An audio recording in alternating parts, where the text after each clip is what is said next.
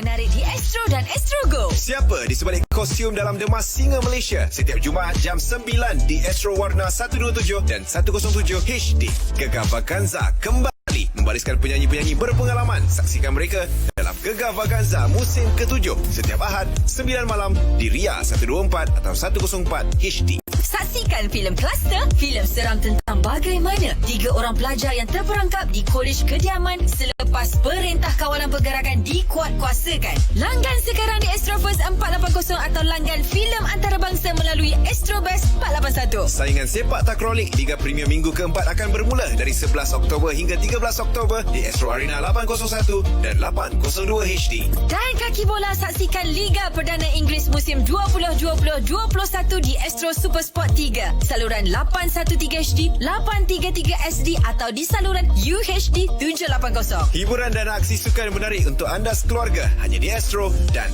Astro Go. Anda perlu teka tajuk lagu berdasarkan sedutan yang akan dimainkan oleh personaliti Sinar. Anda pilih je penuh atau tak penuh untuk tentukan wang tunai yang bakal dimenangi dalam Penuh tak penuh. Sinar Menyinari Hidupmu. Inginkan snack dengan kebaikan California? Bismillahirrahmanirrahim.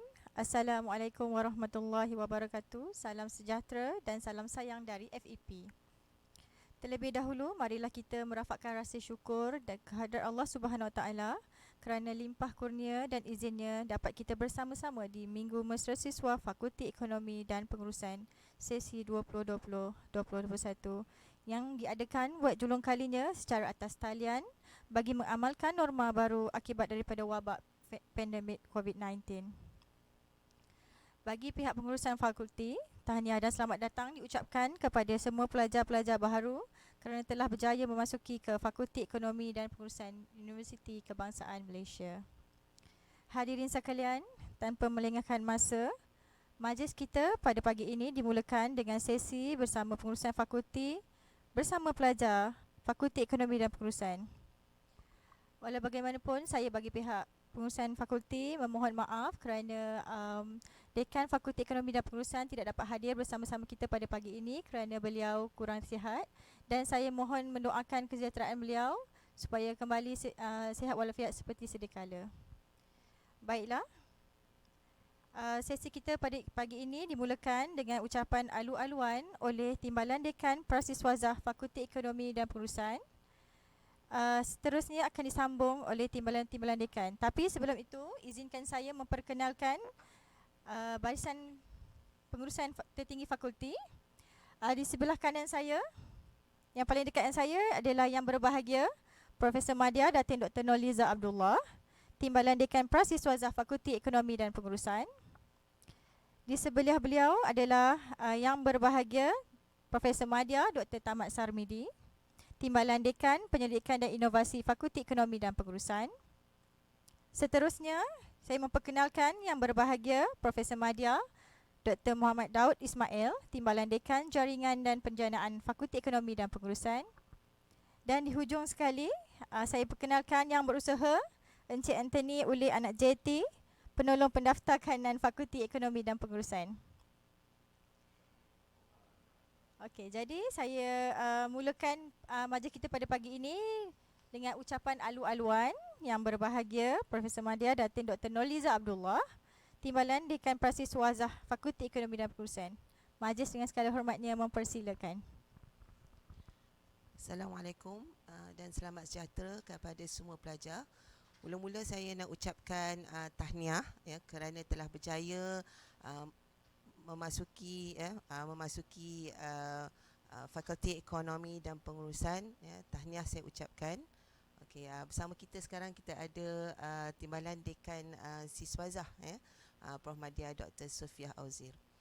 Okey, sebelum tu saya juga mohon maaf kepada para pelajar kerana kita telah merancang ya supaya pelajar dapat hadir ke fakulti secara fizikal, dan saya percaya pelajar juga sangat teruja untuk hadir ke fakulti, tetapi malangnya tidak mengizinkan.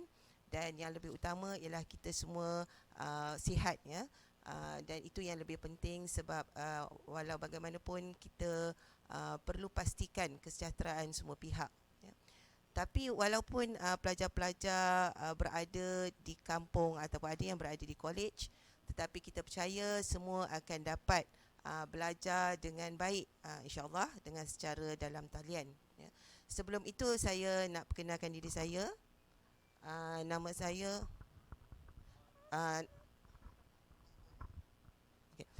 nama saya Dr. Nurliza Abdullah.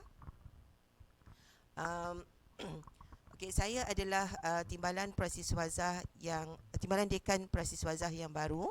Sebelum ini mantan ialah Prof. Dr. Zafir, seperti yang anda telah lihat di dalam video. Saya harap semua telah melihat ya video-video yang kami sediakan di laman website FEP.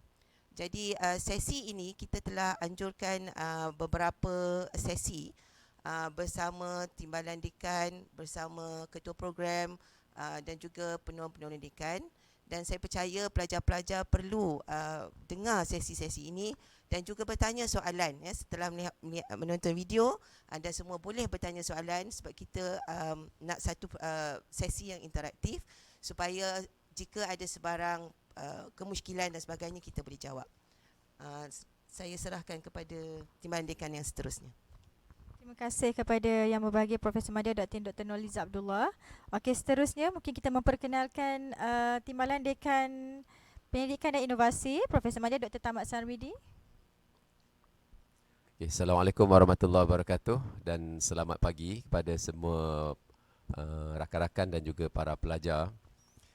Pertamanya saya ingin mengucapkan tahniah kerana anda telah memilih UKM sebagai laluan untuk pembelajaran anda, dan saya rasa pilihan anda begitu tepat kerana Universiti Kebangsaan Malaysia antara universiti yang terbaik di Malaysia dan juga di dunia. Dari segi ranking kita di peringkat antarabangsa, kita menduduki tempat di bawah, maksudnya dalam kelompok 200 terbaik universiti di dunia, dan kalau di Malaysia kita dalam kelompok 5 universiti terbaik di Malaysia. Oleh itu UKM beriltizam dan memang akan menyediakan satu proses pembelajaran sama ada formal ataupun tidak formal yang terbaik untuk anda, dan UKM akan menjadikan anda mahasiswa yang berketerampilan dan memang sesuai untuk menggalas tanggungjawab apabila anda telah selesai ataupun menamatkan pembelajaran anda di UKM.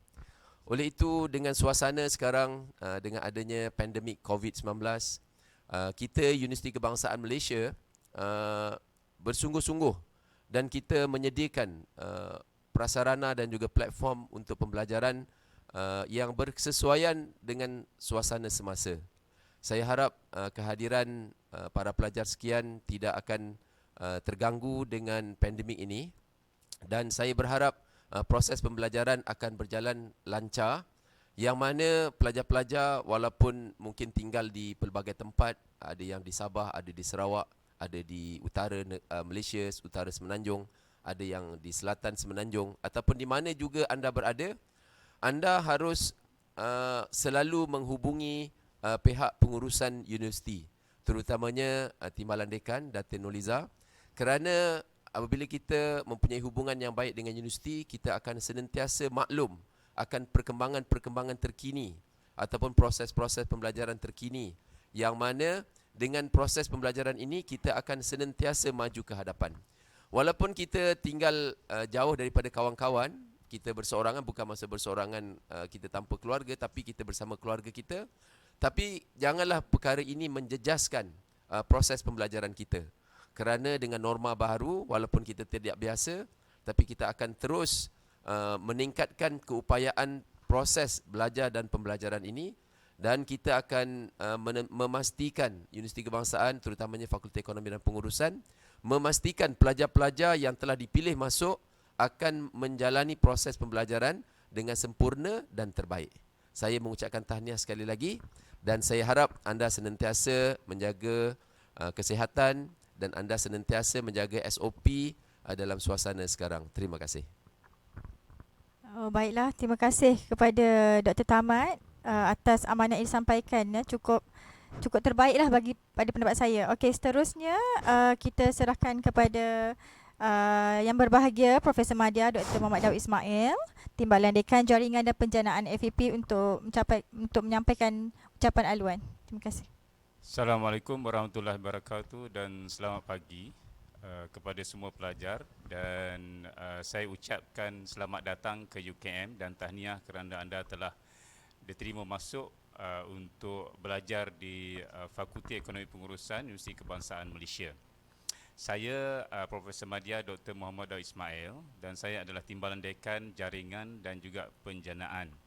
Di bawah saya mengendalikan urusan untuk hubungan industri, masyarakat dan juga antarabangsa.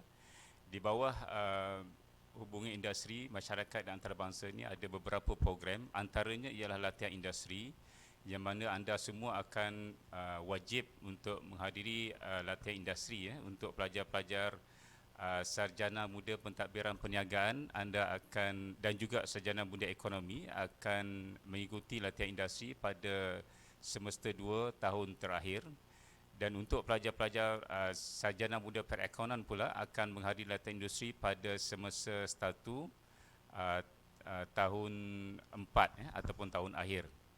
Dan kemudian di bawah saya juga ada program pertukaran pelajar. Satu ialah pertukaran pelajar untuk satu semester ke luar negara. Jadi kalau sekiranya anda bercadang ataupun ingin untuk merasai belajar di luar negara, maka anda boleh membuat persiapan daripada awal lah untuk mengikuti program ini.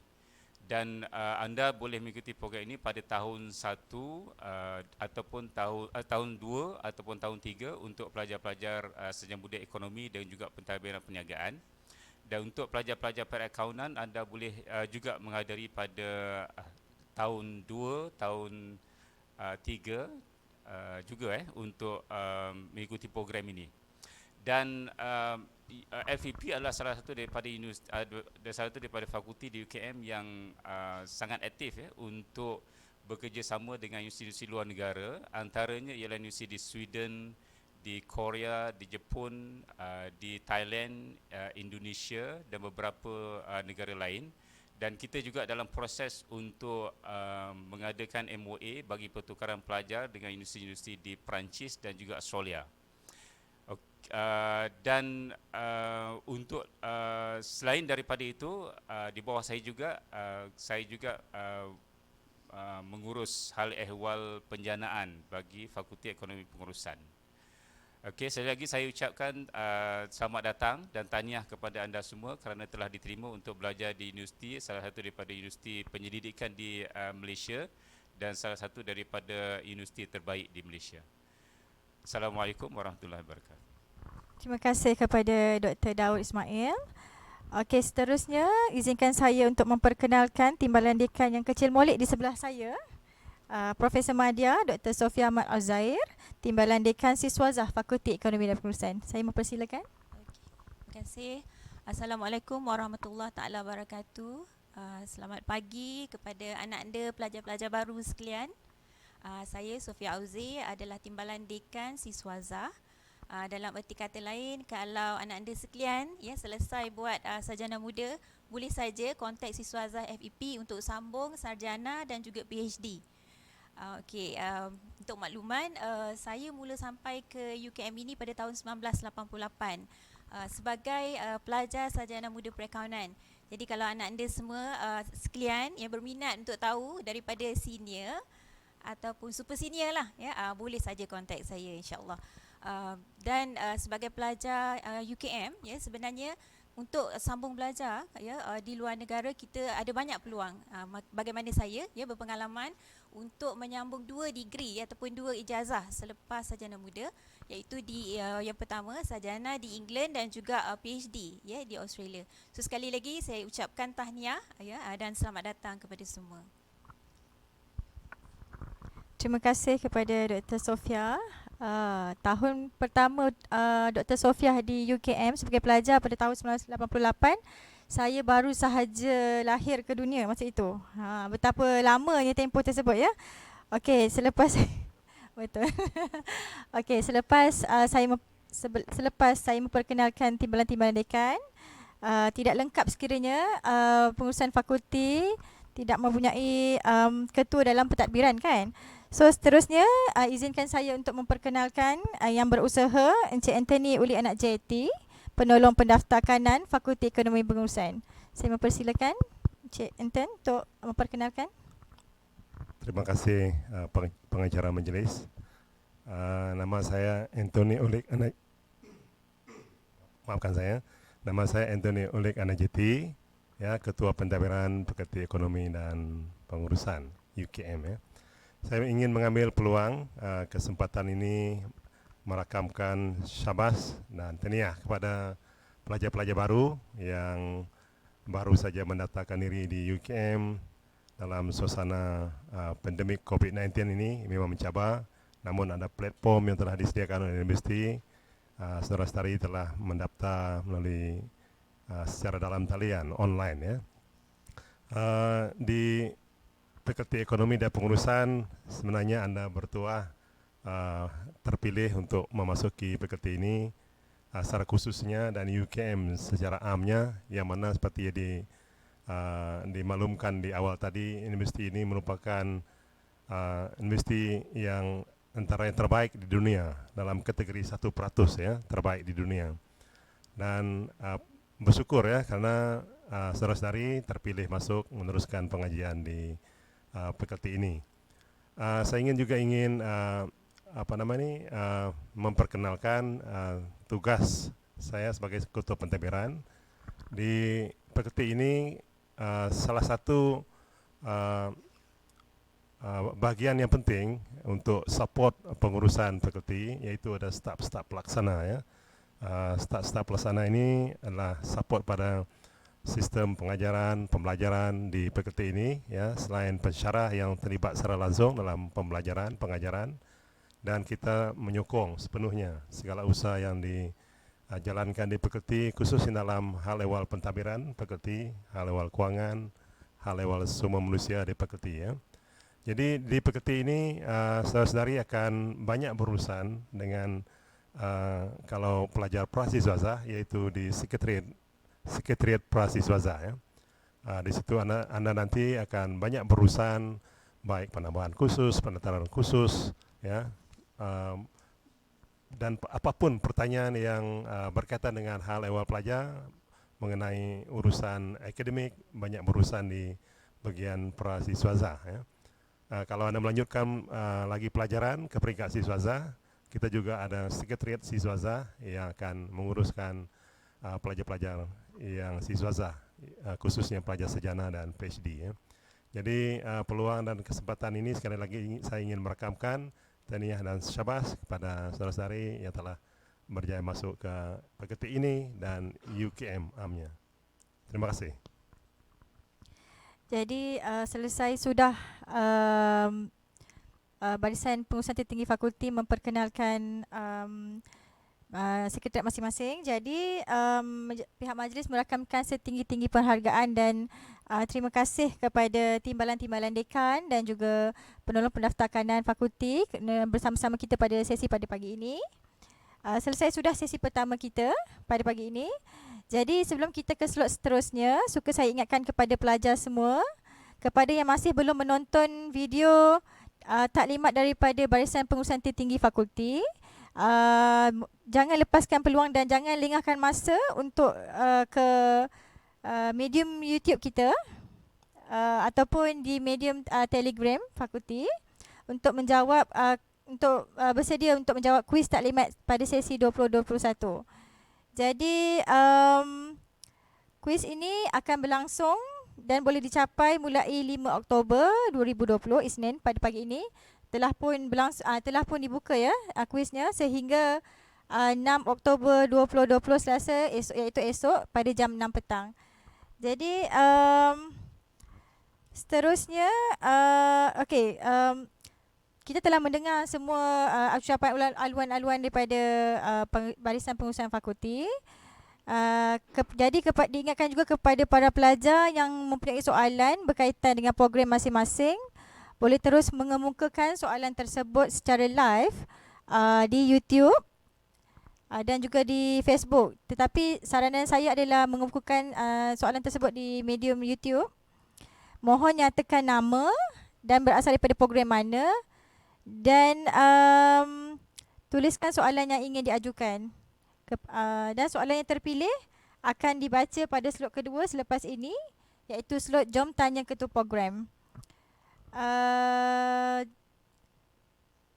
Kita telah pun hampir selesai pada sesi pertama. Betul? Okey.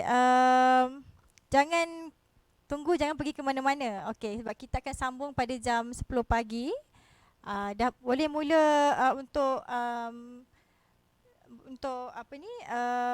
mereka merangka soalan yang ingin ditanyakan kepada ketua program pada jam 10 pagi ini. Jadi terima kasih diucapkan kepada timbalan dekan. Sinar bersama Jeb Rahim dan Angan dihebatkan oleh Najib As-Sadok dan Momentum Internet. Capai RM10,000 pertama anda dan tarik lebih ramai pelanggan dengan bimbingan Najib As-Sadok dan Momentum Internet. Info lanjut di naktarikpelanggan.com.momentum. Wow! Korang perasan tak satu dua hari ni ada satu video ada 4 remaja ni, dia bully ada satu makcik ni umur 67 tahun. Aduh, aku tengok video tu aku rasa sedih betul lah. Dia macam nak baling batu. Dia nak baling batu dekat makcik umur 67 tahun tu. Dia macam acak-acak. Lepas tu makcik tu macam takut kan. Ada 4 remaja kat situ kan. Makcik tu balik pusing balik, lari nangis aku je. Ya Allah, hai, kalau lah kena mak aku macam gini, macam mana lah kan. Kita pun dulu nakal juga. Kita pun nakal, tapi tak ada nakal. Zaman-zaman kita dengan orang tua masih ada. Tinggi orang kita. Itu basic. Yelah, kita dah diajar, kita diberi asas macam tu daripada awal memang kita dididik. Orang tua hormat. Betul. Pegangkan kita kan. Betul. Itu. Itu yang kadang bila orang dah mula nakal tapi sampai dah tak ada batas ni, kita rasa macam kau ni tak ada, yelah bukan nak cakap apa, takkan tak ada perasaan langsung. Betul. Kalau kau yang buat tadi tu umur katalah makcik tu dalam berapa, 60 ada? Ada 60 lebih. Itu dah pangkat nenek. Betul. Takkanlah tergamak sangat buat macam gitu kan. Itu yang kadang kita rasa macam aduh, kenapa zaman sekarang ni jadi mana silapnya kan. Betul. Kita nampak macam adik kita kan. Yelah, kenapa macam gitu adik kita punya perangai kan. Allah. Tapi 4 remaja tu telah diambil tindakan, dah ambil tindakan dah. Dah dapat dah ambil tindakan pada diorang dan kita harapkan benda ni tak ada lagi lah. Tak ada berlaku dan kita jadi, contoh yang tak baik yang jangan diikut oleh anak-anak muda. Remaja ni semua. Kalau tengok ni anak-anak muda yang tengok ni ni kalau kau buat kau dapat dah tu. Betul. Sekarang dah kena tangkap dah. Misalkan mak bapak, malukan mak bapak kan. Lagi satu peri kemanusiaan tu. Betul. Umur 60 lebih dah memang nenek lah kan. Kita kalau umur kita nenek kita takkanlah tergamak kau macam gitu. Betul lah. Kau bully orang tua, orang yang dah tak ada kedekat, besok kau pun tua juga. Betul. Kalau ada keizinan nanti kau pun tua juga. Kan? Time tu kau dah tahu dah, nak genggam barang pun dah tak kuat. Nak berlari pun dah tak kuat. Ini sepatutnya di saat umur-umur macam ni kita membantu. Betul lah. Betul. Nek nak pergi mana nek? Kedai biasa saya pergilah beli kan. Nenek tunggu je lah kat nenek.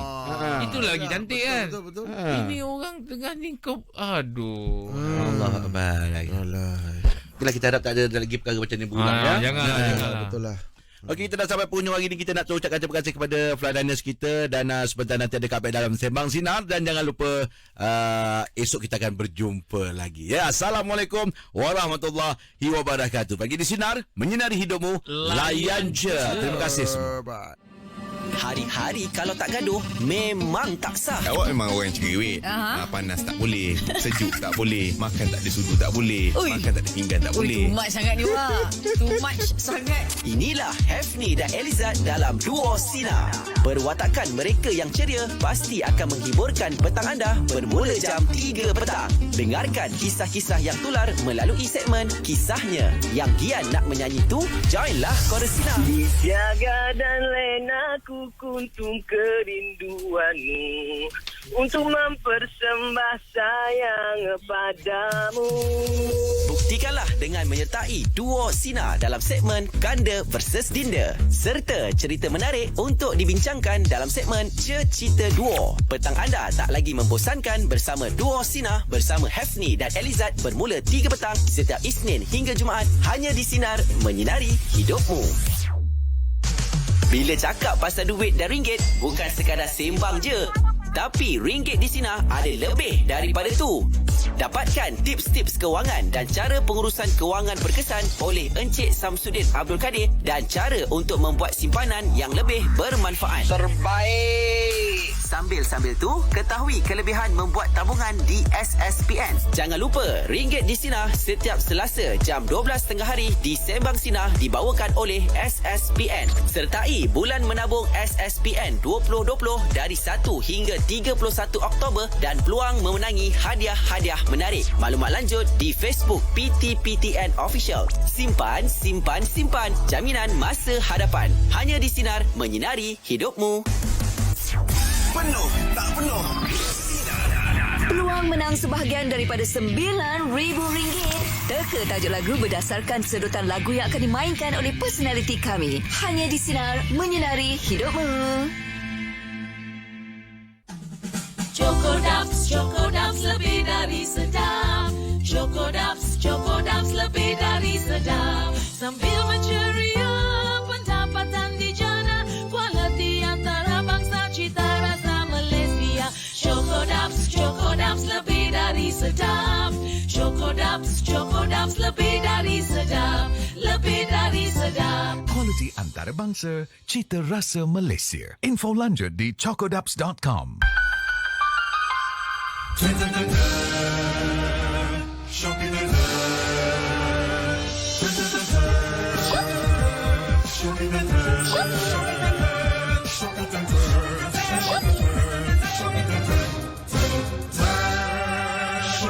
Jumpy 10-10 jualan berjenama hingga 10 Oktober.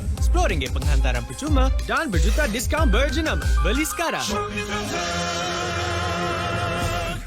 Jualan terkenal, semua harga boleh dirunding. Harvey Norman kini kembali. Jimat lebih atas jenama hebat TV skrin besar, peralatan memasak dan barangan elektrik, komputer riba, telefon pintar, kelengkapan pejabat, perabot dan kelengkapan bilik tidur. Rundingkan tawaran lebih baik dan jawapan Harvey Norman semestinya ya. Juga beli dengan ansuran sehingga 36 bulan tanpa faedah juga tanpa charge ekstra. Jualan semua harga boleh dirunding kini bermula untuk masa terhad di semua store Harvey Norman atau beli online di harveynorman.com.my. Jualan berakhir Selasa ini. Lee, dalam keadaan ekonomi tak menentu ni, kita nak melabur kat mana? Saya dah lama melabur dalam emas dengan Bank Muamalat. Kos lebih rendah, emas bank tolong simpankan. Bukan mahal ke beli emas? Taklah, dengan Muamalat Gold Eye Account, kita boleh beli emas dengan hanya RM10 saja. Beli sekarang, simpan untuk masa depan. Ingat, sikit-sikit lama-lama jadi bukit. Lindungi masa depan anda dengan emas sekarang. Layari muamalat.com.my atau hubungi 03-2600-5500 untuk maklumat lanjut. Ingat emas, ingat Bank Muamalat. Tertaluk terma. Perut kembung masuk angin, badan tak selesa, minum tolak angin. Minum tolak angin dari herba pilihan. Kesihatan terjaga, badan pun selesa. Kembung hilang, hati senang. Masuk angin kot. Senang ingat, tolak angin banyak manfaat. Iklan ini diluluskan oleh Lembaga Iklan Ubat. Baru-baru ini tular di laman sosial kejadian laku musnah. Mesti ada yang pelik kan dengar perkataan tu? Laku musnah adalah vandalisme. Tahukah anda, laku musnah atau vandalisme merupakan satu jenayah dan boleh dikenakan tindakan di bawah Seksyen 427 Kanun Keseksaan, penjara antara 1 hingga 5 tahun dengan denda atau kedua-duanya sekali. Jauhkan diri anda dari vandalisme dan rakan-rakan yang melakukan vandalisme. Peka prihatin dari saya, Siti Nordiana di Sinar Menyinari Hidupmu. Hei, di waktu wabak pandemik COVID-19 ni, Kak Bet tengok bermacam-macam berita palsu yang disebarkan oleh golongan yang tidak bertanggungjawab. Kepada masyarakat sekalian, Kak Bet nak pesan, periksa dulu kesahihan berita-berita yang diterima sebelum kongsi dengan orang lain. Sekiranya anda terjumpa berita yang diragui kesahihannya, sila salurkan kepada pautan sebenarnya.my. Mesej peka dan prihatin ini dari Sinar Menyinari Hidupmu. Dengarkan lagu-lagu yang menghiburkan dan keletah personaliti Sinar di mana-mana dengan stream Shock dengan audio lebih jelas dan berkualiti. Muat turun Shock, semuanya ada. SYOK di App Store, Google Play Store dan Huawei App Gallery. Berita sukan Caltex di Sinar. Farm sebarang amaun di Caltex dan dapatkan koleksi NutriFresh beli satu percuma satu secara tunai atau penebusan B-Points. Hai, salam bahagia, saya Karami Kamil. Tottenham aibkan tuan rumah Manchester United 6-1 pada aksi Liga Perdana Inggeris. Ketinggalan 0-1 seawal minit kedua, skuad kendalian Jose Mourinho bangkit untuk mendahului 4-1 tamat separuh masa pertama. Harry Kane melengkapkan kemenangan bergaya Spurs apabila menyempurnakan sepakan penalti kira-kira 10 minit sebelum tamat perlawanan. Harry Kane will step up. Assalamualaikum dan selamat pagi. Okey, kita teruskan pagi ini dengan slot kedua, iaitu slot Jom Tanya Ketua Program. Para pelajar yang disayangi sekalian, untuk pengetahuan para pelajar, barisan ketua program yang telah dilantik ini akan membantu memastikan urusan program yang ditawarkan di fakulti akan berjalan lancar. Jadi tanpa saya melengahkan masa lagi, izinkan saya untuk memperkenalkan barisan ketua program di Fakulti Ekonomi dan Pengurusan. Sekali lagi saya memperkenalkan yang berbahagia Profesor Madya Datin Dr. Nurliza Abdullah, Timbalan Dekan Prasiswazah Fakulti Ekonomi. Dan di sebelah kanan beliau, saya perkenalkan Profesor Madya Dr. Hazrul Izwan Syahiri, Ketua Program Prasiswazah Ekonomi. Okey, baiklah. Di sebelah kanan beliau, saya perkenalkan yang berusaha Dr. Muhammad Hafizuddin Shah Bagan Abdullah, Ketua Program Prasiswazah Pentadbiran Perniagaan. Dan yang segak berbaju kuning di kanan saya sekali, yang berusaha Dr. Mara Ridwan C. Abdul Rahman, Ketua Program Prasiswazah Perakaunan. Dan yang berada di sebelah Datin Dr. Nurliza, saya perkenalkan Dr. Farhana Siddiq, Ketua Program Prasiswazah Keusahawanan dan Inovasi. Dan yang berada di sebelah saya, rakan saya, yang berusaha Puan Rafidah Abdul Aziz, Penolong Pendaftar Prasiswazah Fakulti Ekonomi dan Pengurusan. Jadi majlis dengan ini teruskan lagi dengan sesi soal jawab bersama ketua program. Jadi saya akan mula membacakan soalan yang diutarakan oleh para pelajar di medium YouTube. Kemudian soalan akan dijawab oleh ketua program ataupun timbalan dekan ataupun penolong pendaftar. Okey, soalan yang related. Okey, sekali lagi saya ingatkan kepada para pelajar yang ingin bertanyakan soalan, boleh kemukakan soalan di YouTube fakulti kita, FEP UKM Live, dan sertakan nama, program mana dan juga soalan yang ingin diutarakan. Okey, untuk soalan pertama, soalan daripada Huda Kamal ditujukan kepada Ketua Program Prasiswazah Perakaunan, iaitu Dr. Mara. Soalannya, apakah kota untuk pelajar perakaunan? Ya, Bismillahirrahmanirrahim. Kota untuk pelajar perakaunan ini maklumat dalaman ni. Okey, sebenarnya tak ada kota tetap lah, bergantung kepada ketersediaan ataupun bilangan pensyarah perakaunan itu sendiri. Tapi kota ni biasanya meningkat dari semasa ke semasa. Okey, so saya cadangkan mungkin pada tahun depan kota tu antara tidak lebih daripada 140 orang lah untuk perakaunan. Sekian, terima kasih. Okey, terima kasih kepada Dr. Mara di atas jawapan sebentar tadi. Okey, soalan kedua yang ramai yang bertanya tentang untuk permohonan transfer kredit. Jadi mungkin Puan Rafidah boleh menjawab soalan tersebut? Okey. Terima kasih pengerusi atas soalan. Permohonan pengucuran kredit kita buka hanya sekali sepanjang pengajian pelajar pada semester pertama, dan bagi syarat-syarat permohonan, pelajar boleh terus rujuk dalam video yang telah disediakan sebelum ni oleh saya. Jadi pelajar diminta untuk lihat sini dalam tu syarat-syarat dan juga bagaimana proses permohonan. Kalau ikutkan, pelajar perlu menghantar spesifik borang permohonan yang telah disahkan terus kepada fakulti, dan kemudian borang tu kita akan hantar ke akademik. Kita akan maklumkan juga maklum balas berjaya ataupun tidak pada minggu ke-6.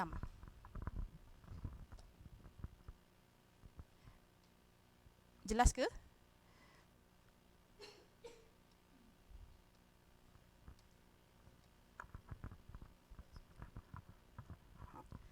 Okey. Mungkin ada yang tak jelas tadi kan? Okey, saya terangkan semula.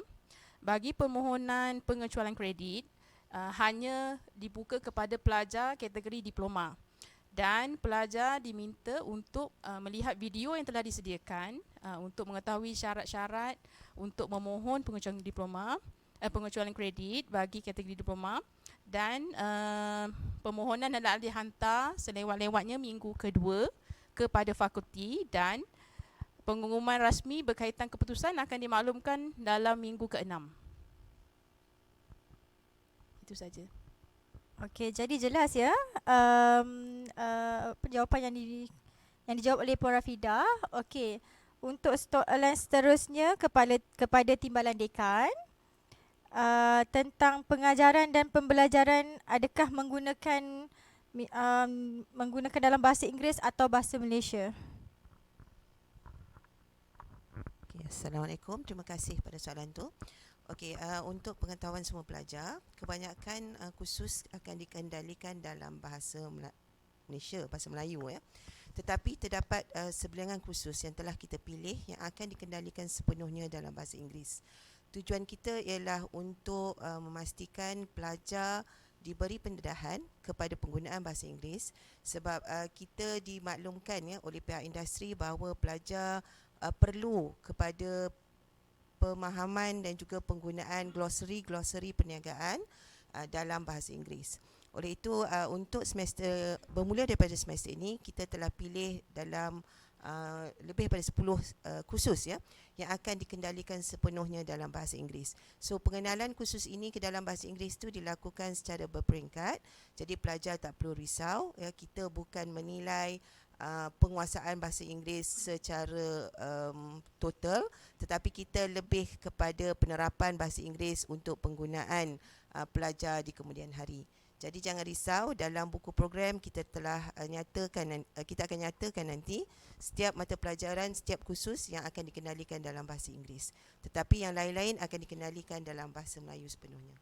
Dan juga saya nak ingatkan pelajar ya, kita untuk semester ini disebabkan oleh isu COVID, jadi kita akan menggunakan platform MS Teams untuk pengendalian kursus secara atas talian.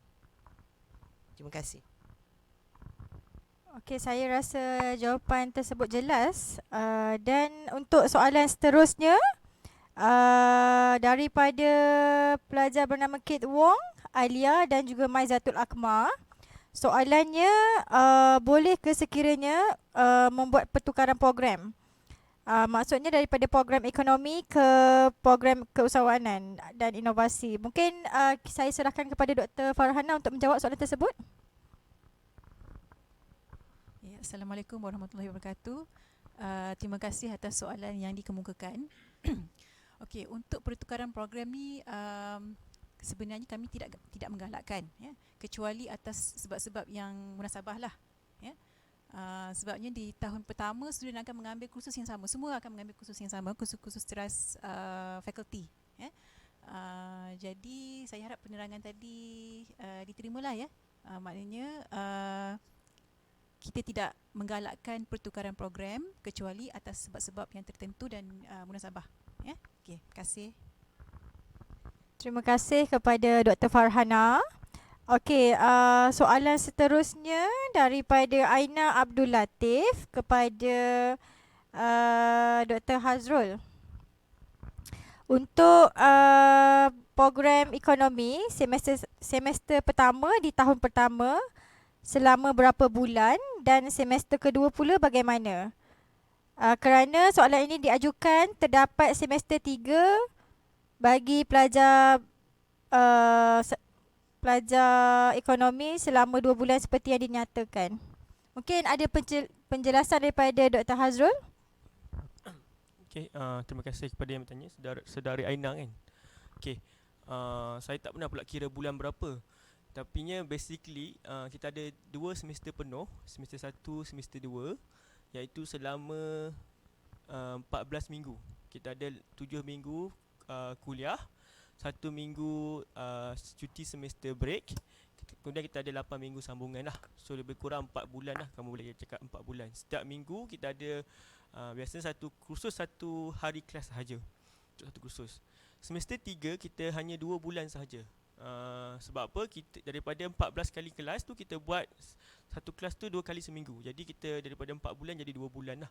So soalan tadi saya rasa nak tanya berapa lama kan. So semester 1, semester 2 adalah semester penuh selama 14 minggu, iaitu lebih kurang 4 bulan. Semester 3 adalah semester pendek. Walaupun semester pendek, jumlah kuliah sama 14 kali tapi dipendekkan jadi 2 bulan. Okey, terima kasih. Terima kasih kepada Dr. Hazrul. Okey, soalan seterusnya yang bertanya daripada pelajar bernama Ahmad Zamir kepada Dr. Hafiz.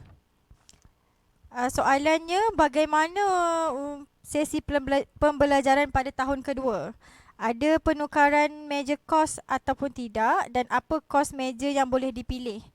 Dan akan ada perubahan tempoh pembelajaran ataupun tidak?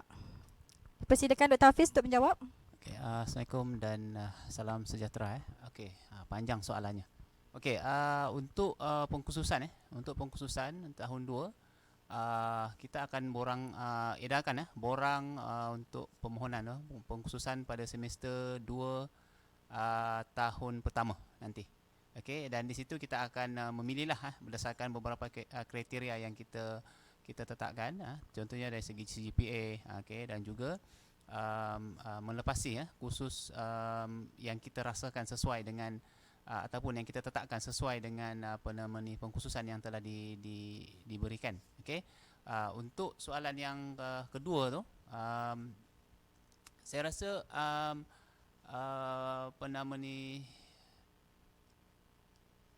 ada baiknya lah, ada baiknya mungkin pelajar ni kena menghadapi dululah tahun 1 ni dulu. So yang berkaitan dengan soalan tu, saya rasa kita untuk keterangan lanjut saya rasa boleh menghubungi saya seterusnya ataupun menghubungi dengan Sekretariat Prasiswaza. So saya rasa kalau ada apa-apa yang berkaitan dengan pengkhususan dan tempoh pengajian itu, okey, boleh berhubung terus dengan saya kemudian lah. Terima kasih. Terima kasih kepada Dr. Hafiz. Kita buka soalan kepada Puan Rafida.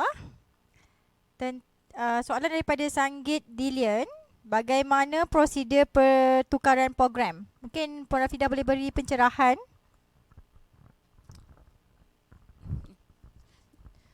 Terima kasih Sanggit atas soalan.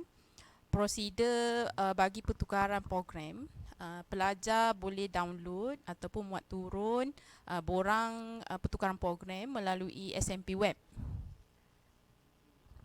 dan hantar terus ke pejabat sekretariat secara online. Bagi semester ni pelajar boleh hantar terus kepada sekretariat secara online. Dan dilampirkan juga keputusan peperiksaan semester 1 untuk proses pertukaran. Terima kasih.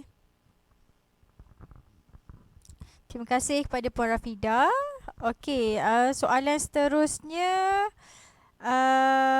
mungkin kepada Timbalan Dekan ataupun Puan Rafida mungkin boleh jawab. Apakah tujuan program mentor-mentee?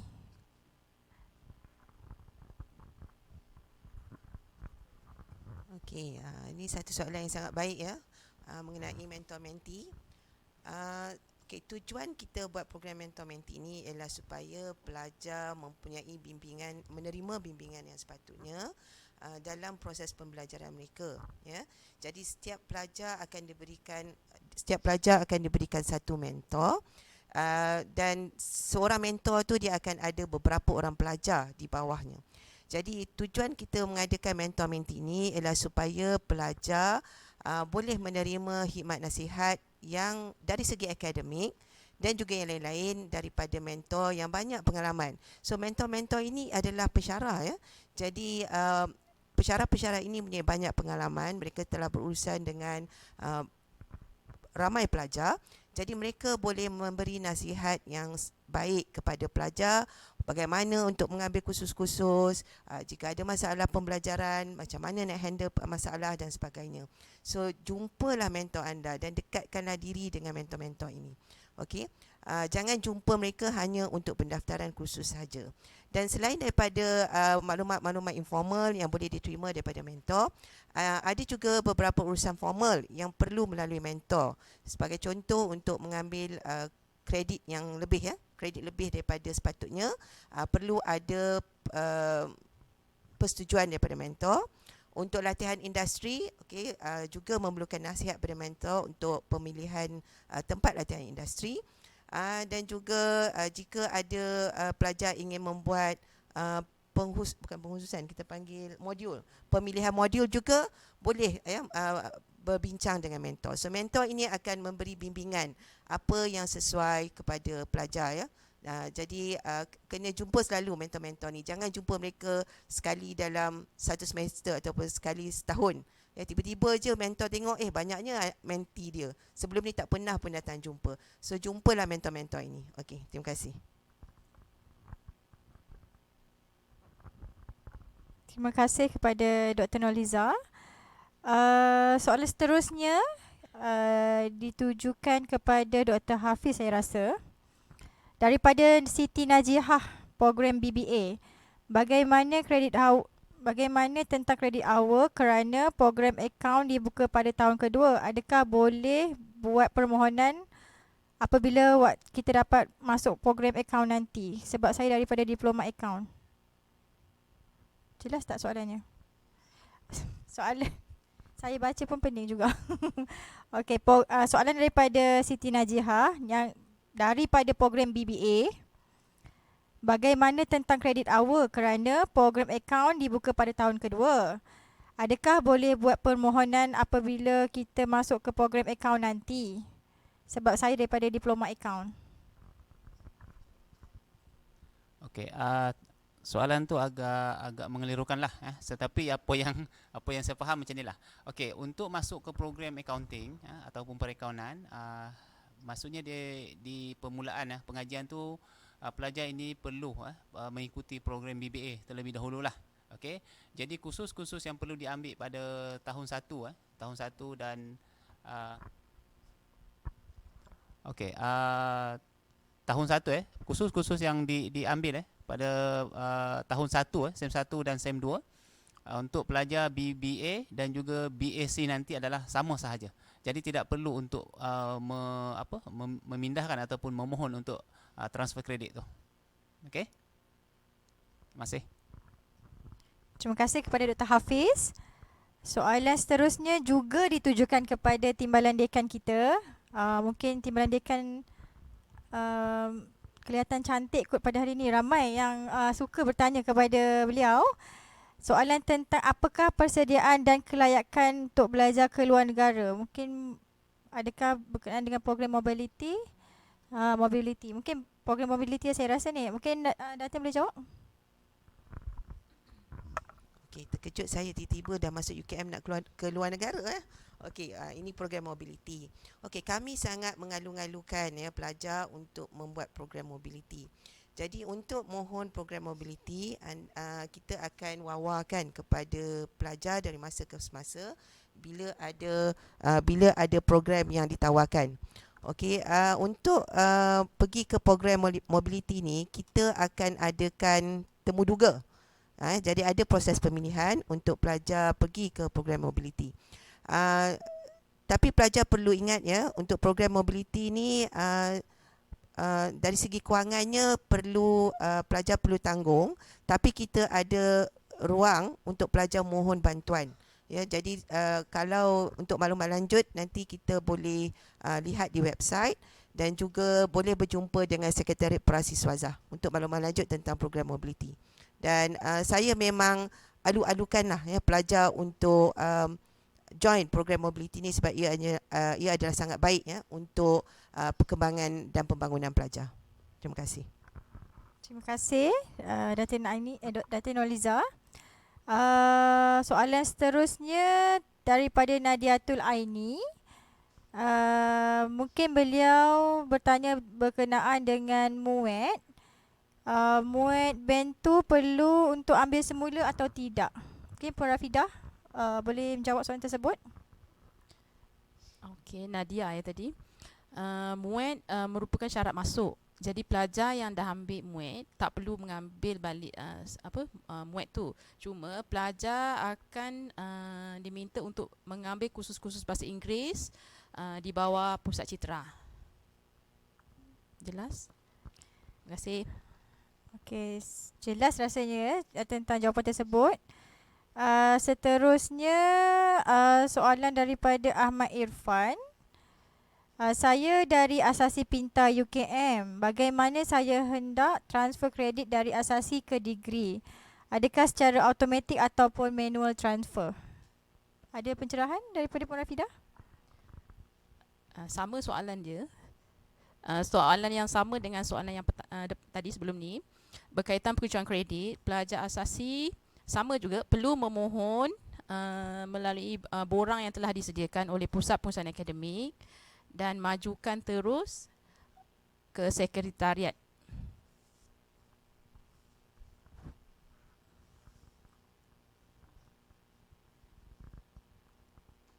Okey, terima kasih di atas jawapan tersebut. Suka saya ingatkan sekali lagi kepada para pelajar yang mempunyai soalan tentang program yang ditawarkan, boleh cepat-cepat ajukan soalan di YouTube Live. Kerana soalan yang akan dibacakan akan dijawab secara langsung daripada ketua program ataupun daripada timbalan dekan mahupun daripada penolong pendaftar prasiswazah. Okey, kita sambung dengan bacaan soalan daripada Yi Ting Loy daripada BEI. Soalan saya ialah berapakah had credit hour yang kami boleh ambil? Mungkin ketua program BEI? Okey, terima kasih atas soalan yang tanya. Saya tak pasti had tu untuk semester ke untuk satu tempoh pengajian. Okey, boleh jawab kedua-duanya. Okey. Okey, untuk minimum ya jam kredit yang boleh diambil untuk satu semester ialah 12. Itu minimum. Tapi kalau ikut cadangan urutan pengambilan kursus ni, pelajar boleh mengambil sehingga maksimum 23 satu semester. Tapi saya nak ingatkan bergantung kepada prestasi pelajar juga. Kalau CGPA tak memuaskan, kita tak benarkan untuk ambil subjek terlalu banyak dalam satu semester. So on average lebih kurang 21 hingga ke 23 lah untuk satu semester. Dan total jam kredit untuk menamatkan pengajian BI ni ialah 131 ataupun 134 bergantung kepada level muat lah. Sebab dia bahasa Inggeris tu dia ada sedikit perbezaan jam kredit bergantung kepada tahap penguasaan bahasa Inggeris pelajar. Okey, itu saja. Terima kasih. Okay, terima kasih kepada Dr. Farhana. Soalan seterusnya sekali lagi daripada Sanggit Dilon dari program BBA. Okey, bagi pelajar sains yang tidak mempunyai banyak sangat exposure ke bidang ekonomi ini, adakah lebih mencabar untuk mendapat kefahaman program? Dr. Hafiz, ada pencerahan? Okey, soalan tu agak menarik lah. Okey, sebab kalau kita lihat ada juga sebelum ni pelajar-pelajar kita yang backgroundnya lebih pada sains tapi secara umumnya prestasi bagi pelajar-pelajar ini agak baiklah, agak baik dan tidak mempunyai masalah untuk mengikuti pengajian dalam bidang perniagaan ni lah. So saya harap jangan risaulah. Kita tidak akan mendera pelajar. Okey, terima kasih. Okey, terima kasih Dr. Hafiz. Tapi soalan seterusnya juga kepada Dr. Hafiz. Mungkin favourite pelajar kepada Dr. Hafiz juga kot. Okey, soalannya, adakah tempoh pengajian bagi pentadbiran perniagaan sepanjang 3 tahun termasuk tempoh internship? Okey, untuk pengajian 3 tahun tu termasuklah apa ni tempoh untuk latihan intensif tu, iaitu pada semester kedua tahun ketiga. Okey, so selama 4 bulan 4 bulan. Okey, masih. Terima kasih. Okey, soalan seterusnya daripada Afikah Nabila daripada program BEI. Jika hendak transfer kredit, macam mana dengan pengiraan CGPA? Puan Rafidah, mungkin boleh menjawab. Jika nak transfer kredit, bagaimana dengan pengiraan CGPA? Maksudnya pelajar yang mohon untuk transfer kredit, grade dia tidak diambil kira, tapi jam kredit pelajar diambil kira dalam pengijazahan. Terima kasih. Okey, soalan seterusnya daripada Nur Fairuz. Pelajar ambil IELTS, IELTS perlu ambil MUIT tak? Puan Rafidah? MUIT ialah syarat pengijazahan, jadi pelajar wajib untuk ambil MUIT. Terima kasih. Terima kasih. Mungkin ada perkongsian daripada ketua program ataupun tim melandikan yang ingin disampaikan?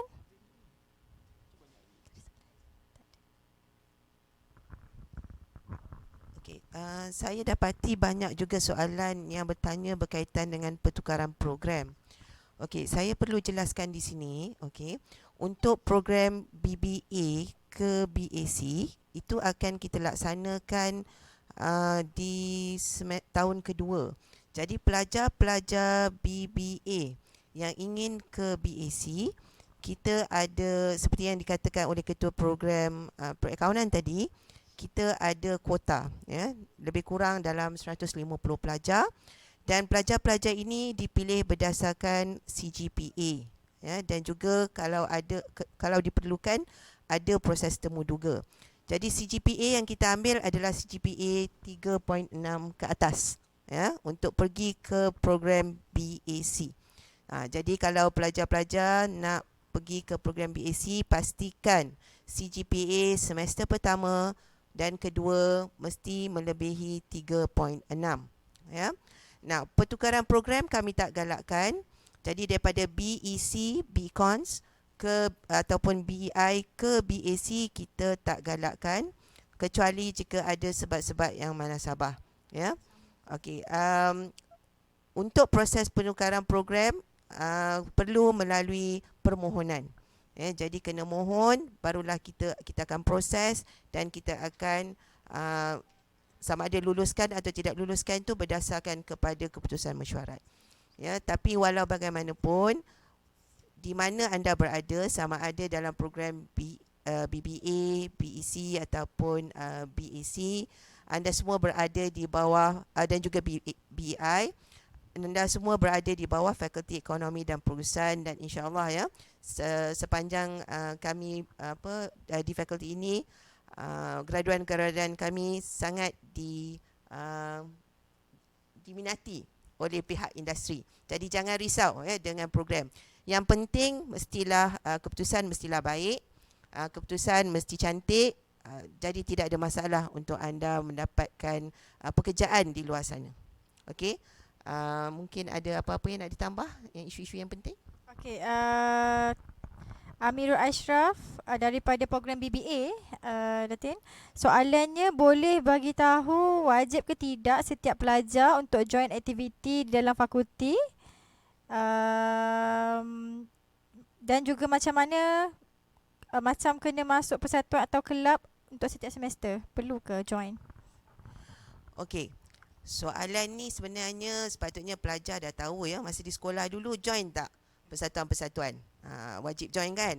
Okey, sebenarnya persatuan-persatuan ini adalah bagus ya untuk membina sahsiah diri, untuk membina kepimpinan ya, dan semua aktiviti-aktiviti di luar akademik ya, sama ada persatuan ataupun aktiviti-aktiviti lain adalah bagus untuk pembangunan diri. Jadi memang kita galakkan pelajar-pelajar untuk join all these activities ya. Kita ada aktiviti kesukarelawan, aktiviti yang apa tu, banyaklah aktiviti di persatuan di kalau you all tengok video, banyak persatuan ada, even bukan saja di peringkat universiti tapi di peringkat fakulti pun kita ada lebih kurang 4 persatuan ya yang boleh join.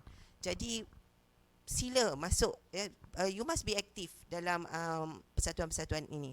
Now, kenapa kita galakkan pelajar aktif? Sebab ini semua akan masuk ke dalam you all punya CV, ya, resume. Nanti bila nak mohon kerja, nak mohon untuk latihan industri, ya, itu semua akan kita perlu come out with our own CV. Dan daripada CV inilah ya, jadi majikan ataupun industri akan pilih siapa yang dia nak terima untuk buat latihan industri, siapa yang dia nak terima untuk bekerja di tempat dia. Jadi all these activities adalah penting ya, sebab kita nak lahirkan graduan yang seimbang, bukan sahaja graduan yang CGPA-nya bagus, tetapi juga ada kepimpinan, ada semangat berpasukan dan sebagainya. Dan pelajar juga harus ingat ya, di pembelajaran di universiti ini juga turut disokong dengan banyak hadiah-hadiah apabila bergraduan nanti ya. So bila you all bila tamat belajar, kita ada hadiah-hadiah Vice Chancellor, apa lagi? Hadiah buku, anugerah diraja, anugerah Naib Chancellor. Semua itu akan mengambil kira kedua-dua aspek, ke aspek akademik dan juga aspek kepimpinan dan juga aspek co-curriculum. Jadi pelajar-pelajar memang digalakkan untuk menyertai aktiviti co-curriculum, dan kalau kita lihat juga subjek-subjek citra ya banyak terlibat dengan aktiviti co-curriculum. Jadi kita nak bangunkan diri kita. Di sinilah tempatnya ya. Di peringkat universiti inilah tempatnya untuk you all membangunkan diri. Jadi kalau di luar nanti bila dah kerja, memang you all tak akan ada peluang untuk masuk dalam aktiviti-aktiviti co-curriculum ini. Okey? Saya nak tambah sikit berkaitan dengan aktiviti tu ya. Selain daripada aktiviti persatuan, ada juga aktiviti yang di fakulti ni yang dianjurkan atas dasar dia melibatkan penilaian kursus. Maknanya bagi kursus bagi program B khususnya ya, ada sesetengah kursus yang penilaian tu melibatkan pelajar perlu terlibat dalam aktiviti di fakulti. Jadi kalau pelajar tidak terlibat dan mengambil terlibat dalam aktiviti ni, susah untuk dinilai oleh pensyarah kelak ya. Jadi tak boleh graduate lah kalau tak ada markah untuk penglibatan tu nanti ya. Okey, terima kasih. Terima kasih kepada doktor yang menjawab. Saya setuju aktifnya pelajar di fakulti akan membawa di mana anda pada masa akan datang. Okey. Soalan seterusnya daripada Nur Ain daripada BBA.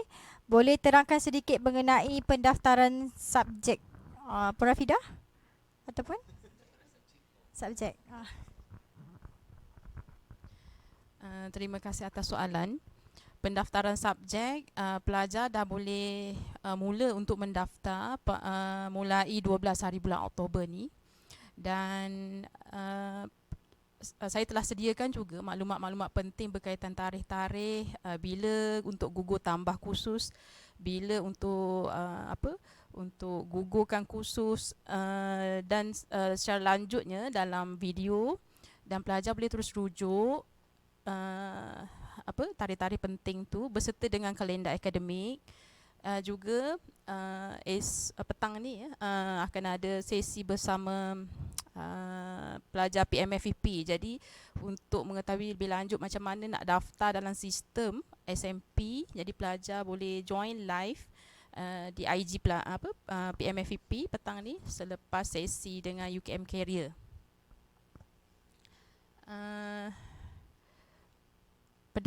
Untuk makluman pelajar juga, ada dua sistem sebenarnya yang pelajar perlu tahu sepanjang tempoh pengajian.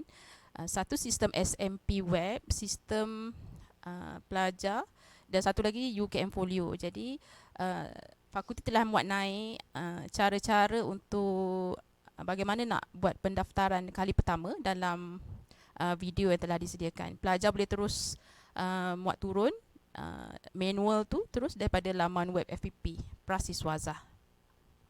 Terima kasih. Okay, terima kasih. Soalan seterusnya kepada Dr. Mara Ridwan. Adakah UKM menyediakan pelajaran bagi ACCA? Dan adakah selepas degree digalakkan untuk ambil ACCA? Okay, terima kasih kepada yang bertanya. Kami di Fakulti FPP tidak menyediakan program ACCA. Okay. Kami hanya menyediakan program sarjana muda perakaunan. Tetapi kita ada satu laluan khas yang dipanggil sebagai laluan profesional, di mana dalam tempoh 4 tahun pengajian pelajar boleh mengambil 2 paper profesional daripada ACCA ataupun SIMA. Ini akan membolehkan pelajar ada jalan pintas untuk ke ACCA, di mana mereka hanya perlu ambil the last 2 paper bila tamat belajar nanti, sebab the first 2 tu diambil semasa dalam program. So kami akan beri taklimat lanjutlah berkaitan dengan laluan profesional ini kemudian nanti. Terima kasih. Terima kasih kepada Dr. Mara. Soalan seterusnya daripada pelajar BE. Apakah jenis peluang pekerjaan bagi lepasan sarjana muda ekonomi? Okey, Dr. Hazrul, boleh terangkan sedikit? Okey, terima kasih kepada yang bertanya. Soalan yang sama saya dapat setiap tahun lah. Okey, bidang ekonomi adalah bidang yang sangat unik dan bidang yang sangat luas. Okey, dia tertakluk kepada modul apa ataupun pengkhususan mana yang kamu ambil pada tahun kedua. Kalau kamu mengambil contohnya pengkhususan modul ekonometrik, kamu mungkin akan terlibat sebagai data analisis yang diperlukan oleh syarikat-syarikat, yang diperlukan oleh agensi kerajaan untuk membuat ramalan, forecasting dan sebagainya. Kalau kamu ambil bidang-bidang seperti modul industri ataupun modul ekonomi monetary dan fiskal, kamu mungkin terlibat di dalam agensi kerajaan dalam merangka plan ekonomi, merangka pembangunan ekonomi dan sebagainya. Kalau kamu ambil bidang seperti ekonomi sumber manusia dan sebagainya ataupun ekonomi industri, kamu juga mungkin terlibat dalam industri secara teruslah menjadi evaluator, assessor kepada aktiviti program ekonomi, menjadi penilai kepada projek-projek yang dijalankan oleh kerajaan dan sebagainya. So dia punya bidang tu agak luas bergantung kepada modul yang kamu ambil lah. Nanti pada tahun 2 ataupun di hujung tahun 1 saya akan bagi taklimat khas mengenai pemilihan modul yang mana dia akan menentukan laluan kerja kamu di masa hadapan lah. Terima kasih. Saya rasa ada soalan yang berkaitan dengan Dr. Hazrul dari pelajar BE juga. Boleh terangkan dengan lebih lanjut berkenaan kursus pilihan bebas, Dr. Hazrul? Okey, terima kasih. Pilihan bebas untuk pelajar ekonomi dia berbeza dengan pilihan bebas untuk program lain. Kami benarkan pelajar ekonomi untuk ambil pilihan bebas, iaitu kursus yang berjumlah 3 unit daripada mana-mana modul dan ekonomi, ataupun daripada mana-mana program selain program ekonomi, ataupun daripada mana fakulti lain. Contohnya kalau kamu merupakan pelajar modul ekonometrik, kamu boleh ambil kursus ekonomi 3 unit daripada modul ekonomi Islam sebagai contoh. Ataupun kamu boleh ambil kursus 3 unit daripada program pengajian perniagaan ataupun program keusahawanan. Ataupun kamu boleh ambil kursus 3 unit daripada fakulti undang-undang ataupun fakulti pendidikan dan sebagainya. So itu adalah maksudnya pilihan bebas untuk pelajar ekonomi. Okay, terima kasih kepada Dr. Hazrul. Soalan seterusnya daripada Siti Maisara daripada BBA. Berapa subjek yang disyorkan untuk diambil pada semester pertama bagi kos BBA, dan boleh terangkan tentang subjek elektif daripada BBA, adakah wajib atau tidak untuk diambil? Dr. Hafiz? Okey, terima kasih atas soalan tadi. Okey, untuk pelajar BBA, kita telah sediakan satu cadangan urutan untuk pengambilan khusus untuk setiap semester. Okey, dan berdasarkan pada cadangan yang kita telah buat, okey, kita cadangkanlah di antara 21 jam kredit sehingga 23 jam kredit, bergantung kepada band muid bagi setiap pelajar yang ada lah. Okey, kalau yang muid dia band 1 ke 2 tu mungkin 23 jam kredit. Okey, tapi itu bergantung kepada mungkin pelajar daripada matrikulasi ataupun pelajar daripada diploma, mungkin diploma ni ada pengecualian lah. Okey, so jam kredit tu bergantung kepada saya boleh katakan situasi lah. Okey, untuk pilihan bebas ataupun elektif, okey, kursus-kursus ini boleh diambil ataupun boleh diambil selain daripada modul di mana pelajar itu ditempatkan lah. Contohnya macam kalau dalam modul kewangan, okey, pelajar boleh mengambil kursus 3 jam kredit, okey, 3 jam kredit daripada modul pengurusan sumber manusia, daripada perniagaan antarabangsa ataupun pengurusan risiko, ataupun daripada program-program lain di APP, okey, iaitu daripada BBA, ekonomi, dan juga daripada fakulti-fakulti lain, termasuk juga beberapa kursus citrah yang jam kreditnya berjumlah 3. Okey, masih. Terima kasih Dr. Hafiz. Okey, soalan seterusnya, adakah semua program terlibat dengan short semester dan adakah diberi pilihan ataupun wajib untuk diambil? Okey, Dr. Noliza untuk menjawab. Okey, kalau ikutkan modul yang telah kita susun, ya, struktur program yang telah kita susun, pelajar BBA, BEI dan BE, ya, memang ada third sem, ya. Now, kenapa kita buat third sem ni ialah sebab kita nak pastikan jam kredit untuk setiap semester bagi pelajar adalah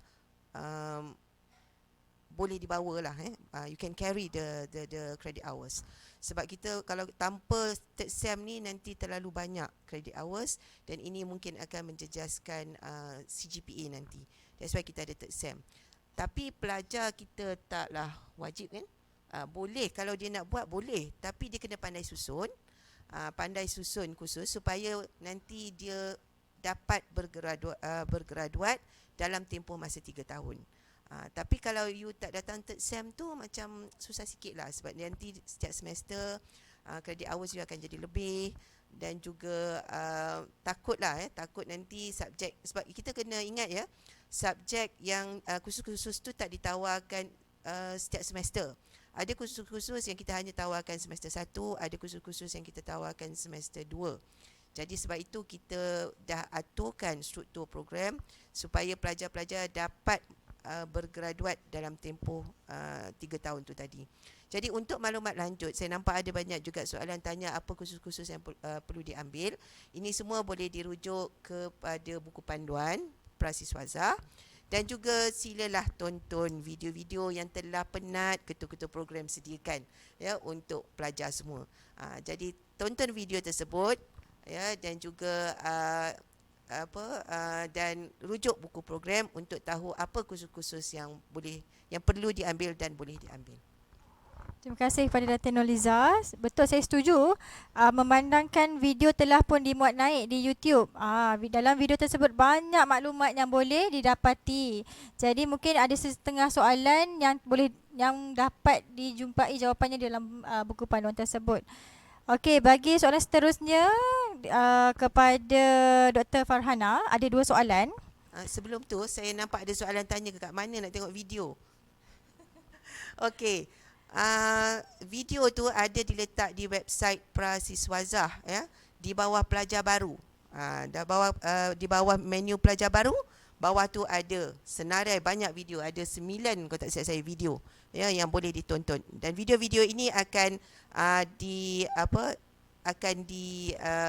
quiz, ya, quiz yang kami buat, ada hadiah dan adalah berdasarkan video-video ini. Okey, saya serahkan pada Dr. Farhana.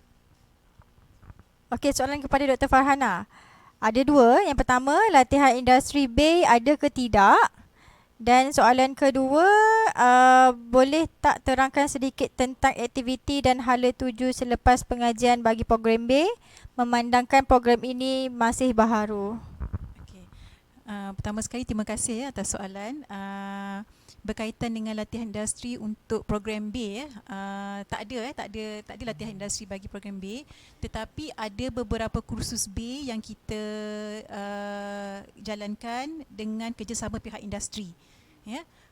Kita dah buat dengan beberapa kohort sebelum ni, memang penglibatan industri dalam kursus-kursus B, beberapa kursus B khususnya pengurusan inovasi strategik, ya, memang melibatkan pihak industri dalam kita punya penilaian kursus.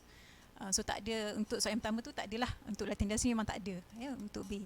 Mengenai hala tuju selepas bergraduat, matlamat program B ni sebenarnya ialah untuk menghasilkan pelajar yang berminda ke usahawan lah, ya. So kita harap bila pelajar keluar besok bergraduat daripada program kita, dia mampu untuk menjadi usahawan yang boleh create job, ya, mencipta peluang pekerjaan untuk orang lain, ya. Tetapi ada juga pelajar yang maknanya bila dia keluar, dia bukan terus boleh jadi usahawan, dia perlukan masa, ya, dia perlukan skill lagi untuk jadi usahawan. Jadi dia boleh bekerja di mana-mana organisasi, ya, ataupun badan-badan kerajaan, ya, sebelum dia menjadi usahawan, that is our ultimate goal lah. Untuk dia menjadi seorang usahawan tu memang kita punya cita-cita lah, ya, bagi program B ni, ya. Itu saja daripada saya. Terima kasih. Okay, terima kasih Dr. Farhana. Soalan seterusnya ditujukan kepada Dr. Hazrul. Bagi program BE, ada program double degree dijalankan ke tidak, dan bagaimana prosesnya sekiranya ada? Untuk terima kasih kepada yang bertanya. Untuk kohort terbaru ni, untuk kohort kamu ni nanti, kami program double degree tu tak ditawarkan lagi. Dia akan bermula pada, insya-Allah, pada tahun hadapan untuk pelajar kohort untuk yang ke depan lah. Sebab dia melibatkan gabungan dengan program fakulti lain. Untuk sekarang ni tak ditawarkan lagi. Okey, terima kasih. Tapi kita sambung dengan soalan seterusnya, ya, Dr. Hazrul, boleh, ya? Boleh. Okey, soalan daripada Naurah Kamilia. Naurah Kamilia, majoring in BE. Saya ingin bertanya, apakah pengkhususan economic subject yang digalakkan untuk ambil jika ingin menjadi seorang economician ataupun economic analyst? Okey, jika kamu berminat mengenai analisis, forecasting dan sebagainya, modul yang sesuai untuk pelajar adalah modul econometric. Kerana di situ kamu akan belajar asas-asas peramalan, asas-asas data analisis, termasuk juga akan belajar beberapa software analisis. So skill dan kemahiran ini sangat diperlukan apabila kamu terlibat dalam bidang-bidang data analisis, peramalan dan sebagainya. So modul yang disadangkan bagi saya adalah modul econometric.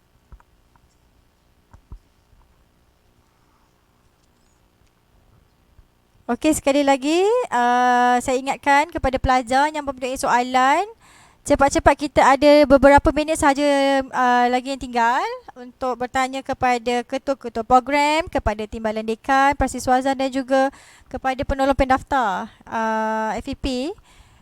Jadi mungkin Dr. Mara ada sesuatu untuk dikongsikan? Saya dapati banyak orang pelajar bertanya pertukaran program ke BAC. Okey, saya nak menjelaskan dekat sini bagi menjawab semua persoalan tadi.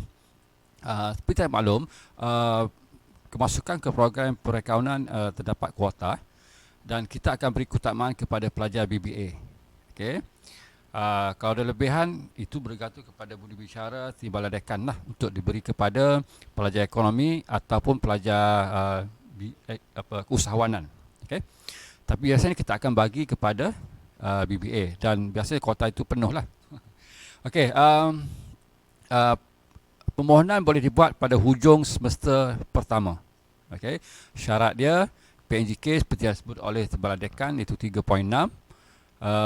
Dan subjek perakaunan itu asas perakaunan atau prinsip perakaunan amat-amat diambil kira dalam pemilihan tersebut.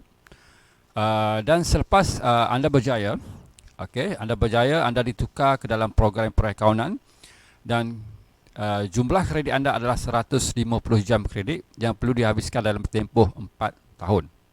Okay. Program perakaunan dia ada 3 laluan. Laluan konvensional, laluan industri dan juga laluan profesional. Saya akan bagi taklimat lanjut berkaitan dengan perkara ini kemudian nanti. Okey, satu taklimat khas. Saya rasa itu sajalah berkaitan dengan program perakaunan. Okey, terima kasih Dr. Mara. Ada sepatah dua kata daripada ketua program yang lain? Okey, untuk program BBA terdapat juga beberapa soalan berkenaan dengan urutan cadangan urutan pengambilan khusus kita akan upload dalam website untuk memudahkan pelajar untuk muat turun dan memberikan memberikan panduan kepada pelajar-pelajar barulah Okey, itu sajalah daripada saya. Terima kasih. Dr. Hazrul, ada apa-apa yang ingin disampaikan sebelum kita tamatkan sesi kita? Okey, berdasarkan soalan saya baca kat YouTube Live ni, so saya cuba jawab secara keseluruhan untuk semua. Boleh tengok pelajar ekonomi dalam video yang saya telah sampaikan. Dekat situ ada saya terangkan mengenai rancangan pengambilan khusus. Okey, kamu hanya fokus untuk tahun pertama saja. Dan insya-Allah jika isu COVID ni selesai, tahun kedua nanti kamu akan berada di sini. Sebab pada tahun kedua kamu akan pilih modul atau perkhususan. Jadi untuk tahun pertama ni kamu perlu ikut cuba ikut rancangan yang dicadangkan untuk memudahkan kamu. Dan di tahun 2 nanti apabila kamu masuk tahun 2 akan ada taklimat khas untuk pemilihan khusus untuk tahun kedua lah. Jadi untuk tahun pertama ni saya cadangkan just ikut saja modul yang cadangan pengajaran yang telah diterangkan dalam video. Dan kami akan upload rancangan pengajaran dalam website lah, website Fakulti Ekonomi.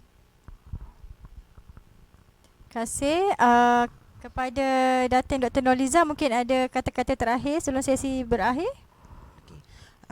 Saya ucapkan terima kasih kepada pelajar yang telah bertanya banyak soalan, ya, dan kami telah cubalah menjawab soalan yang kami dapat, ya, sebab masa sangat terhad.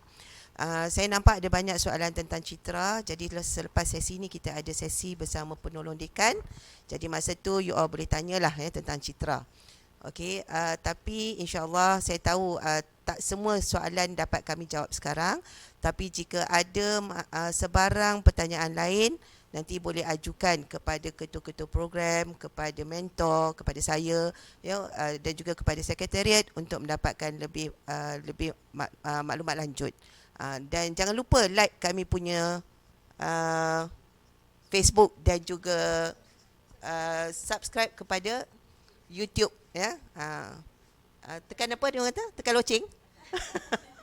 Okay, so please, ya, sila like saluran YouTube kami. Okay, seterusnya mungkin Dr. Farhana ada kata-kata terakhir sebelum sesi berakhir? Kata-kata terakhir saya ucapkan selamat maju jaya. Saya tahu semester ni akan jadi semester yang mencabar buat semua sebab kita mungkin tidak ada peluang untuk berjumpa secara bersemuka, dan memang mencabar sikitlah, ya. Tapi kita kena kuatlah untuk tempuhi tempoh ni, ya. Kita doa sama-sama, doa mudah-mudahan fasa online ni akan berakhir dan kita boleh bersemukalah dengan pelajar-pelajar kita. Terima kasih Dr. Farhana. Puan Rafida ingin katakan sesuatu sebelum berakhir? Sedikit pesanan kepada pelajar sekiranya operasi program dan sebagainya, emailkan terus pada email sekretariat prasiswaza@fep@ukm.edu.my. Okay, terima kasih kepada semua ketua-ketua program, timbalan dekan dan juga pendaftar Prasiswaza FEP. Betul, sekali lagi saya ingin ingatkan kepada para pelajar yang mempunyai soalan, boleh terus hantar soalan dan email kepada Sekretariat Prasiswaza di prasiswazafep@ukm.edu.my, prasiswazafep@ukm.edu.my. Dan saya suka ingatkan sekali lagi, jangan lupa para pelajar untuk sama-sama join kuis taklimat sesi 2021. Semua pelajar diwajibkan untuk menjawab kuis ini.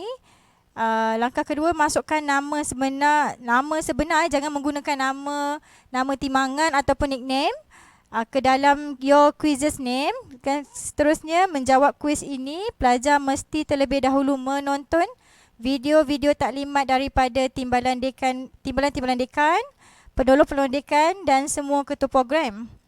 Dan kuis ini boleh dicapai mulai hari ini 5 Oktober 2020 Isnin pada jam 8 pagi sehingga 6 Oktober 2020 Selasa, iaitu pada hari esok, sehingga jam 6 petang sahaja. Dan masa menjawab bagi setiap soalan adalah selama 60 saat. Dan pelajar hanya boleh mengisi sekali sahaja kuis tersebut, ya. Dan ada ramai yang bertanya macam mana nak join kuis tersebut. Okey, boleh scan untuk capaian pautan di dalam poster, ada QR code. Boleh type joinmyquiz.com dan masukkan kod 15604528. Saya ulang, joinmyquiz.com dan masukkan kod 156045 dan 28. Terima kasih diucapkan sekali lagi kepada ketua-ketua program, kepada Timbalan Dekan Prasiswaza dan juga kepada penolong pendaftar Fakulti Ekonomi dan Pengurusan. Kita akan sambung slot ketiga kita pada pagi ini. Sesi ketiga kita bersama penolong-penolong dekan Fakulti Ekonomi dan Pengurusan pada jam 12 tengah hari ini. Tetapi link baru akan dikongsi pada jam 11.45 pagi. Jadi jangan ke mana-mana, kita akan sambung sesi selepas ini, sesi bersama penolong dekan pada jam 12 tengah hari. Sekian, terima kasih. Assalamualaikum.